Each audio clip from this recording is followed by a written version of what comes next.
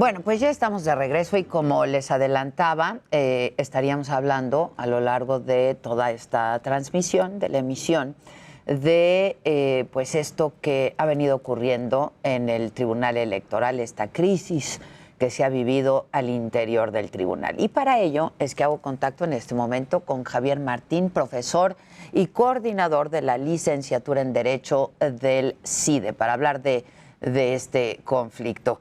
Te saludo con mucho gusto. ¿Cómo estás, Javier? Hola, ¿qué tal, Adela? Pues muy bien y muy contento de estar platicando aquí contigo. Igualmente y muchas gracias. Oye, bueno, pues ahora hay quienes piensan que ya está superada esta crisis, pero hay quienes dicen, entre ellos el presidente López Obrador lo dijo esta mañana, que para nada está superada y que de hecho deberían de renunciar todos. Pero bueno, esta madrugada ya fue elegido un presidente interino de este tribunal, Felipe Fuentes, con quien hablábamos hace un rato. ¿Tú qué me dices al respecto, Javier? Mira, Adela, yo lo que te diría de entrada es, esta es una crisis que ya viene muy de atrás. Prácticamente desde que nombraron a esta integración de la Sala Superior, a las 7 magistradas y los magistrados en 2016, lo que hemos venido viendo son, por un lado, decisiones muy desafortunadas en términos jurídicos, en los casos más relevantes, presiones políticas que luego se traducen en sentencias favorables antes del 2018 para la coalición antes dominante y después de 2018, evidentemente, para el presidente y para Morena. Sumado a esto, que de por sí ya es preocupante, lo que vimos desde la designación de la presidencia del magistrado Vargas, pues olvídate ya de groserías, olvídate ya de sentencias cuestionables. Lo que vimos fueron muchos casos, Adela, donde evidentemente se está violando tanto la ley como los reglamentos internos del Tribunal Electoral. Llegó un momento donde la presidencia del magistrado Vargas simple y sencillamente era insostenible. Insostenible, y creo que él, ¿no? Sí. Totalmente, digamos, en un órgano colegiado de pares donde todos son iguales, si 5 de los 6 te pierden la confianza, pues digamos, lo prudente, lo razonable, lo responsable, pues es simple y sencillamente hacerte a un lado. Esto no sucedió y por eso vimos la semana pasada algo completamente inédito, Adela, que fue justamente a los magistrados que estamos viendo ahorita en pantalla. 5 de ellos se juntan de alguna manera, montan una sesión, digamos, alterna, nombran a un nuevo presidente, que en ese momento fue Reyes Rodríguez, y lo que vimos, Adela, fue un momento donde había 2 personas que se decían presidentes. Por un lado, Vargas, que decía, yo no he renunciado, sigo siendo el presidente, y luego veíamos también a Reyes Rodríguez, que decía, creo que con cierto mérito jurídico, que 5 de los 7 habían votado por él y que en consecuencia teníamos una nueva presidencia. Creo que esta designación que tú ya mencionabas, interina, y eso hay que enfatizarlo, Adela, del magistrado Fuentes, resuelve en lo inmediato 2 cosas.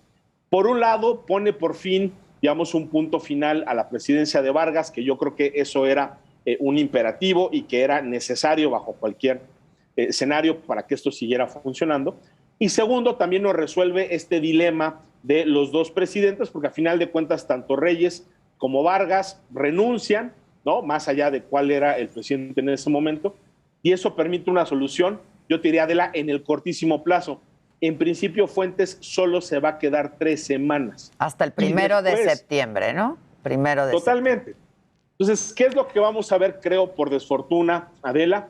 Que ahorita el tribunal va a tener que resolver muchísimos asuntos importantes. Están ahí las multas al Verde, está la multa a Samuel García y a Movimiento Ciudadano, vienen impugnaciones de gubernaturas importantes, seguramente San Luis Potosí, seguramente también Guerrero, Michoacán, Campeche, y el gran problema es que estas magistradas y magistrados van a estar resolviendo las impugnaciones con las presiones de siempre. Digamos, aquí no hay que sorprendernos, en este tipo de órganos es normal, aunque indeseable, que los partidos políticos, candidatos y en general también el gobierno metan presiones, y no solo van a tener que andar lidiando con esas presiones, sino que al mismo tiempo van a tener que seguir procesando esos conflictos internos, y ellos van a estar pensando que a final de cuentas, el 1 de septiembre, como tú ya muy bien lo dijiste, van a tener que votar ahora sí por una solución definitiva, ¿no? Entonces sí parece que esta tragicomedia que hemos visto, Adela, por desgracia, está lejos de ser, de tener un punto final. Yo creo que vamos a ver todavía más episodios. Parece que la intervención del ministro presidente Saldívar fue fundamental, ¿no? No, totalmente, Adela. Yo te diría, creo que lo que vimos la semana pasada con esta sesión alterna y demás fue la incapacidad de procesar esto en términos internos, que es como se tendría que resolver. Pues, hombre, estamos hablando probablemente del segundo tribunal más importante del país, solo detrás de la Suprema Corte de Justicia, y sí fue muy lamentable ver que pues, los magistrados y las magistradas no se pusieron de acuerdo. El ministro presidente lo que hizo, déjame ponerlo así, pues fue una suerte de gestión informal. Digamos, la Corte aquí no ha intervenido formalmente, aunque se presentaron unas impugnaciones, y es bueno que a través del diálogo y de la conciliación se haya podido resolver el asunto. Creo que en esto hay que reconocerle al presidente Saldívar que tuvo una intervención muy afortunada, que incluso mandó unos mensajes clarísimos, digamos, primero recibiendo al grupo de los 5 magistrados que habían nombrado a Reyes Rodríguez Mondragón, y luego en la conferencia del viernes diciéndole con todas sus letras a Vargas, lo que ya todos sabíamos, pero él un poco se negaba a aceptar, y era que su presidencia ya no tenía ninguna viabilidad. Creo que lo triste o lo preocupante, Adela, es que si ayer desde la noche estuvieron reunidos los 7, ¿no? Y estuvieron hasta altas horas de la madrugada, pues que no hayan podido llegar a un acuerdo definitivo, ¿no? O sea, creo que eso lo que nos dice Adela es que sí la fragmentación y las disputas internas pues ya vienen muy de atrás, sigue habiendo heridas que siguen como muy vivas, porque obviamente pues creo que a lo que muchos nos hubiera gustado ver es que si ya estaban reunidos, que si ya hubo una mediación y ya están los ciertos, pues que voten por quien sea, Adela, pero que salieran con una definición, ¿no? Totalmente, ¿no?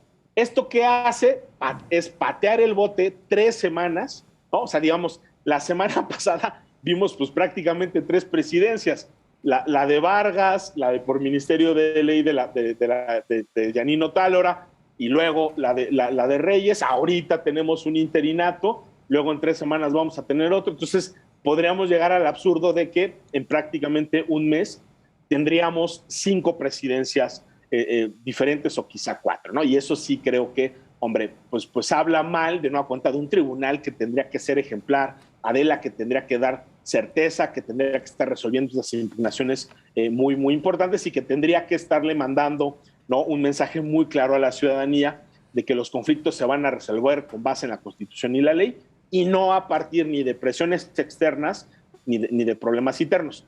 Eso ya no lo vimos, Adela, por desgracia. Entonces, pues habría que celebrar lo que pasó en la madrugada, sí, porque de nueva cuenta sirve para 2 cosas, pero en otras no tanto. Ahora, el asunto es, ¿qué podemos esperar? ¿No? Porque, a ver, estamos conversando con Javier Martín Reyes, profesor y coordinador de la licenciatura en Derecho del CIDE.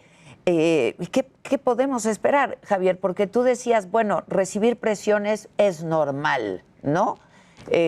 Pero de recibirlas a perder la autonomía, ¿no? O a permitir que estas presiones influyan en decisiones, pues esa es otra cosa, Javier.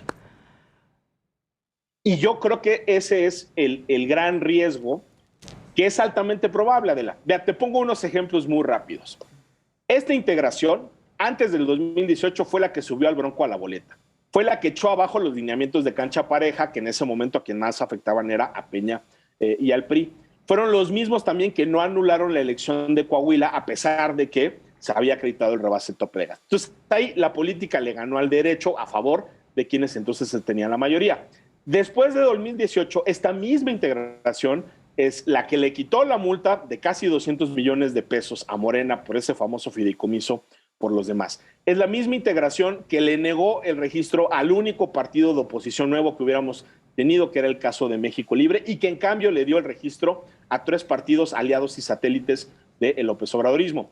Es la misma integración que generó todo el conflicto al interior de Morena con la renovación de la dirigencia. Si hoy Citlali Hernández y Mario Delgado son secretaria general y presidente de Morena, es no por lo que decidió Morena en su momento, sino por una sentencia del Tribunal Electoral. Entonces ya tenemos muchos antecedentes de este caso, hay que decirlo, y lo digo con mucho respeto, encabezando esa coalición que tomó todas estas decisiones que te estoy platicando, Adela, estaba precisamente José Luis Vargas. Por eso creo que ya jurídica, digamos, y públicamente era difícil de justificar. Y ahorita, Adela, si no se mantuvo ese grupo de 5 que había dicho de alguna manera, a ver, ya Vargas es insostenible, vamos a tratar de resolver otra manera. Si no fue posible ratificar la designación de Reyes Rodríguez o optar por algún perfil de nueva cuenta que transmite imparcialidad, que nos dé cierto nivel de seguridad, y terminamos con esta solución intermedio de una persona que hay que decirlo, durante mucho tiempo estuvo en esa coalición de José Luis Vargas y Mónica Soto, pues creo que lo que nos refleja es que esto va a ser un volado, que se va a generar como mucha incertidumbre y que por desgracia, Adela, podríamos volver a caer en el mismo escenario donde las decisiones terminan siendo tomadas mucho más con base en preferencias políticas que con la racionalidad jurídica. Y eso, Adela, es contrario a el mandato que tiene el Tribunal Electoral. Para eso tenemos un Tribunal Electoral, para que las muchas, ¿no?, disputas electorales no se decidan ni en la Cámara de Diputados ni en la mesa de negociación con partidos políticos, sino que se resuelvan con lo que marca la Constitución y la ley. Que para eso que para eso está el tribunal, ¿no? Esa es su función. Totalmente, Adela. Y yo te diría, son 25 años de construir una institución que para bien y para mal, y con buenas y malas decisiones, creo que hoy lo que permite es que la última palabra, de nueva cuenta, las tengan las juezas y los jueces electorales, y no, digamos, y no se tomen decisiones ni en la Secretaría de Gobernación ni en las oficinas de los partidos políticos.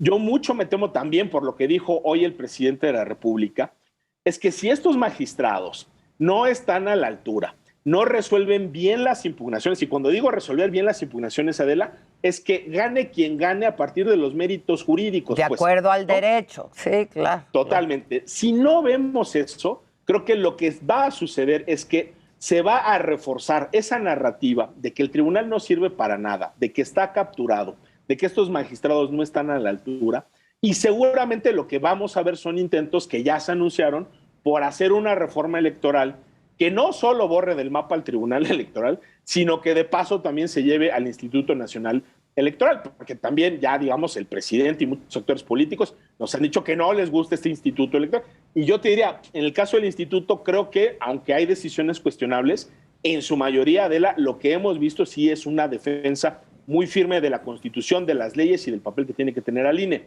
Ojalá que esta crisis en el Tribunal Electoral, Adela, no se convierta en el motivo perfecto para decir aquí nos vamos con un borrón y cuenta nueva, eliminamos estos órganos de garantía y de pasada pues terminamos nombrando tanto a magistradas y magistrados, ¿no?, como consejeras y consejeras electorales afines a estas nuevas mayorías. Yo creo que eso sería terrible, algo muy peligroso. Gravísimo, Adela. Gravísimo. Creo que es algo que hay que sin duda tratar de evitar, pero aquí sí hay que decirlo. El balón ahorita está en la cancha de las magistradas y los magistrados electorales. De ellos dependerá demostrarnos si pueden estar a la altura, si pueden resolver conforme a derecho, y creo que gran parte de lo que vamos a ver, ¿no?, en las siguientes semanas, Adela, va a estar relacionada precisamente con esto. ¿Estás optimista?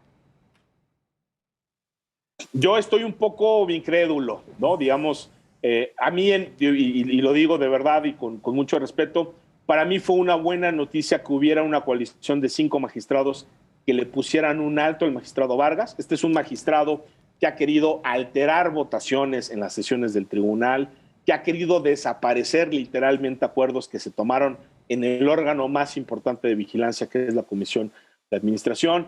Es un magistrado que ha suspendido sesiones, que ha demorado innecesariamente la resolución de casos muy importantes. Se ha dicho incluso que ha alterado la manera en la cual se distribuyen los casos. Entonces, digamos... Uy,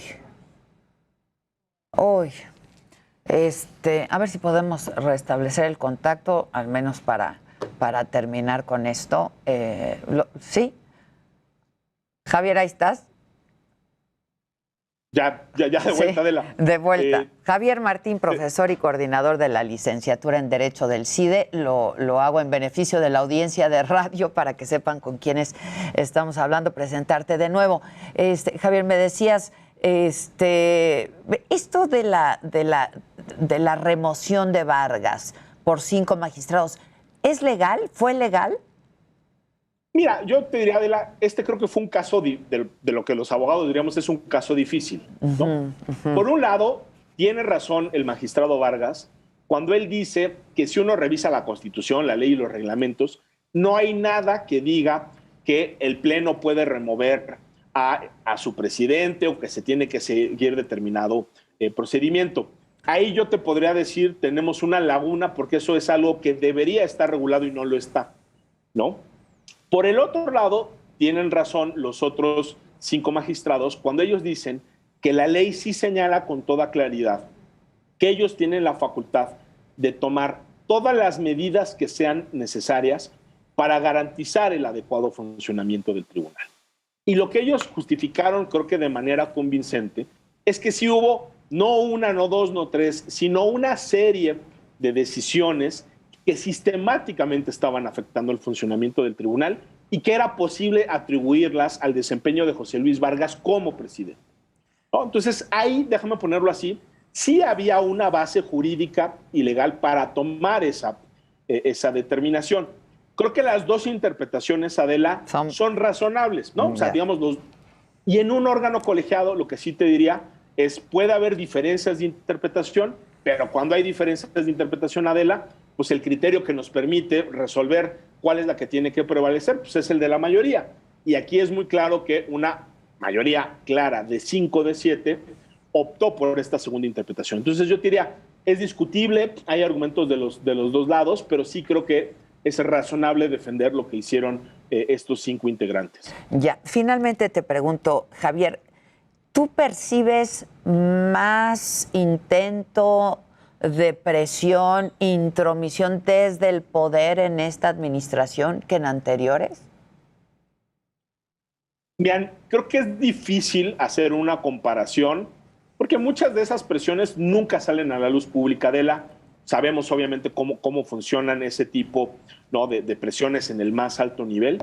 Yo lo que te diría es, creo que nunca fueron ni tan abiertas ni tan burdas, ¿no? O sea, digamos, hablar así directamente en las mañaneras, ¿no? O sea, que el presidente nos diga abiertamente, estos magistrados no sirven, o lo que acaba de decir de la Corte, ¿no?, donde básicamente lo que dijo es, el único ministro honesto y en el que creo es Arturo Saldívar, y ese es el único que puede hacer la chamba y la mayoría son unos corruptos. Creo que es algo que jamás habíamos visto. Eso, digamos, no nada más tiene efectos directamente en los órganos afectados, eso le manda una señal muy clara también a todos los jueces inferiores, a los magistrados y demás que saben que si toman una determinación en contra del gobierno, pues entonces no solo van a tener ahí enfrente declaraciones del presidente, sino que vamos a ver también procedimientos sancionadores a cargo del Consejo de la Judicatura. Ahí están las investigaciones financieras que hace la UIF y que en este caso del Tribunal Electoral pues ha sido clarísimo cómo, más allá de si son verdaderas o falsas, Adela, se han utilizado políticamente para presionar al Tribunal Electoral. Y también están las otras amenazas de los juicios políticos, de los juicios penales, de posibles desafueros. Creo que como nunca antes hemos visto, y eso sí lo podemos decir, Adela, un ataque abierto en contra de los órganos de garantía. Quizá las presiones antes también ahí estaban, pero yo te diría nunca, ni con ese volumen, ni con esa relevancia en el debate público, y eso yo creo que sí es algo también de lo que tenemos que preocuparnos. Adela. Ya, finalmente te pregunto ahora sí, finalmente, ¿cómo viste el anuncio de Saldívar de no aceptar la ampliación de mandato? Todo parecía indicar que sí lo iba a aceptar, ¿no? ¿Fue tardío? ¿Cómo viste? Pues mira, yo te diría, por un lado hay que reconocerle al presidente, qué bueno que lo dijo. Qué mal que lo dijo tarde y que lo dijo mal, ¿no? Esto que acaba de hacer es nada más y nada menos, Adela, lo que pudo hacer desde el día 1 que se amplió el mandato, ¿no? O sea, más allá de lo que se aprobó en la Cámara, ¿no?, y en el Senado, y más allá de las impugnaciones, él desde el día 0 pudo haber dicho, yo no me voy a pronunciar, esto lo va a resolver la Corte, soy juez imparcial, a mí me nombraron por 4 y yo me voy el día 4. Se termine mi periodo o tenga que renunciar. Eso que nos dijo el viernes era lo que creo que quisimos escuchar durante 4 meses. ¿Y por qué queríamos escuchar, creo que muchos de eso? porque había toda una narrativa que se fue reforzando con el paso del tiempo, en el sentido de que el ministro sí se quería quedar, que sí pidió esa ampliación y que sí estuvo cabildeando los votos al interior de la Corte, ¿no? Peor aún, Adela, yo te diría, aquí no solo vimos un problema de silencio por parte del ministro, lo que vimos fue cambios abiertos en su posición. Al principio, ¿qué dijo? Yo me voy a esperar a las vías institucionales y no me puedo pronunciar de nada. Yo no les puedo decir si es constitucional o no, porque eso me va a tocar resolverlo a mí. Y dijo incluso que no iba a participar en la votación porque él estaba directamente afectado. Sí. Luego pasó el tiempo y ¿qué nos dijo? Que ya no iban a ser las vías normales, como las acciones de inconstitucionalidad, sino que iba a presentar esta consulta. Y ahí ya no se quedó callado, ahí ya empezó a pronunciarse, dijo que sí iba a participar, dijo que nada más se necesitaban 6 votos y no 8, y ahí nos cambió la posición. Y luego finalmente Adela, pues ya ni respetó ni las vías ordinarias ni las vías extraordinarias, sino que le quiso dar una solución política al asunto diciendo yo me bajo, y además pronunciándose sobre la inconstitucionalidad, claro. Cosa que al principio nos había dicho que era una cosa impensable para un juez constitucional. Yo creo que todos esos cambios, ¿no? Toda esa posición que él sostuvo, lo que hace es que el peso de la declaración del viernes de decir yo no me quedo, pierda mucha credibilidad y nos haga suponer fundada o infundadamente, Adela, de que probablemente sí se quería quedar, de que probablemente sí buscó los votos y no le alcanzaron. No le alcanzaron. Y al final, cuando no los traía, entonces ahí sí ya dijo, me bajo. De nuevo, qué bueno que lo dijo, qué mal que lo dijo tan tarde y qué mal que lo dijo cambiando de opinión 3 veces en el camino. Sí, caray. Porque además generó mucho ruido, ¿no? Y mucha inquietud e incertidumbre. Y mucho desgaste innecesario de la institución, Adela. De nuevo, estamos frente al gobierno que más ataques ha hecho en contra del Poder Judicial. Nunca antes la Judicatura había estado así. Se ha dicho, ¿no?, que se utilizan los procedimientos de sanción en contra de jueces y magistrados con fines políticos, ¿no? Ahí tenemos varios casos, ¿no?, de juzgadores que han tomado determinaciones contra la administración y de repente los suspenden, los cambian de lugar, y ahí ya teníamos cosas que eran de por sí preocupantes, ¿no? Tenemos una reforma judicial con cosas buenas, pero también con cosas que empoderan mucho al Consejo de la Judicatura. Y luego, si a eso le sumamos, ¿no?, que todos los encargados de vigilar, sancionar, suspender, cambiar de lugar a todos los jueces federales del país se iban a quedar 2 años más para coincidir con el fin de sexenio, pues ahí teníamos ya olvídate, semáforo naranja, ese era un rojo. Granate. Y que el presidente no saliera a decir, yo no me quedo más tiempo, como sí hizo, por ejemplo, un consejero de la Judicatura, Bernardo Batis, desde el principio dijo, esto no es algo adecuado, esto no es constitucional, y eso hay que reconocerlo a Batis, porque a pesar de ser un político muy cercano a Andrés Manuel López Obrador, él sí lo dijo con todas sus letras. ¿Por qué el presidente Saldívar no lo hizo? Híjole, quién sabe, pero en el camino lo que generó fueron tensiones innecesarias, creo que mandó un mensaje como muy preocupante, y sí, digamos, salirte del partido en el minuto 89, cuando ya vas perdiendo 8-3, pues bueno, puede reconocerse, puede ser un gesto, pero pues ya sabíamos que probablemente pues no ibas a ganar el partido en el minuto que faltaba. Claro. Javier Martín, pues muchas gracias. Oye, vas a estar hablando de este tema hoy en un seminario en línea, ¿no? Exactamente, sí, vamos a estar, ¿no?, a las 8 de la noche en la plataforma IntelliJuris, ¿no? Ahí en mi cuenta de Twitter, que es @jmartinreyes, pueden ver toda la información.